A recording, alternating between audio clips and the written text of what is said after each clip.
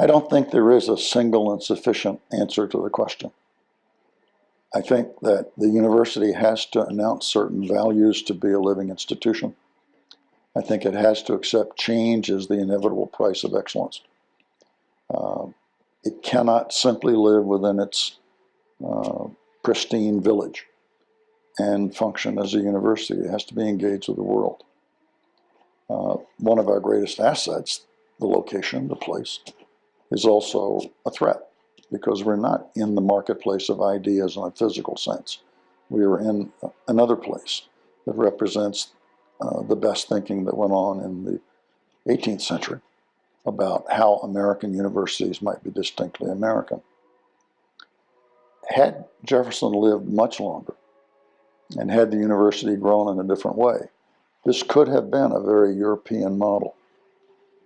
There's some evidence that Jefferson thought about building other academical villages, not just the one that's the core of the modern university, that maybe there would have been one on each hilltop, scattered out over a great deal of the county. Didn't happen that way. The agrarian village thinker died, and other people with other priorities or no priorities built the community as it took physical shape after that. The university had long down periods, long periods of economic distress. It was a part of the Civil War. It stopped functioning at one point, except as a field hospital in the middle of the 19th century. It did not emerge as a modern university until Alderman's time. Shortly after World War II, Alderman's vision of what the university should be began to take shape. The separate academic schools, a curricular model that was not Jefferson's. It looks much more like the American land grant curriculum than like Jefferson's. The creative disciplines that you're talking about, and there may be a tension in the term creative discipline, but those disciplines largely became elements of the College of Arts and Sciences once that was defined. And in that context, the dean, the great dean, when there was a provost later on, the provost, the chief academic officer, the president became the officials with an implicit duty to keep a thriving arts community here. But look at how late it developed. I mean, we have in this time no great concert hall.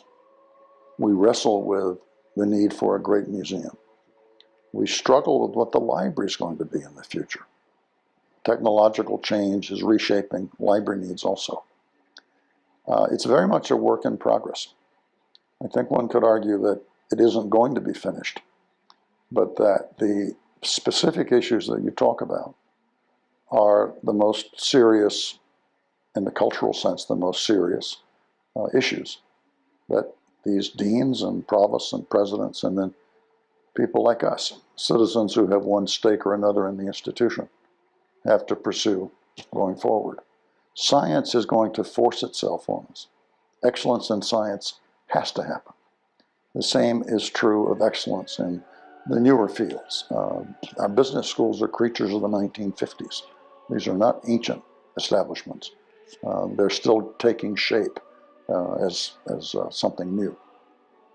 But the kinds of change that I think are necessary involve accepting the place as it is at its best, constantly being edgy about forcing it toward physical, academic, cultural, aesthetic, other kinds of excellence, and never being quite satisfied with the result. Thank you.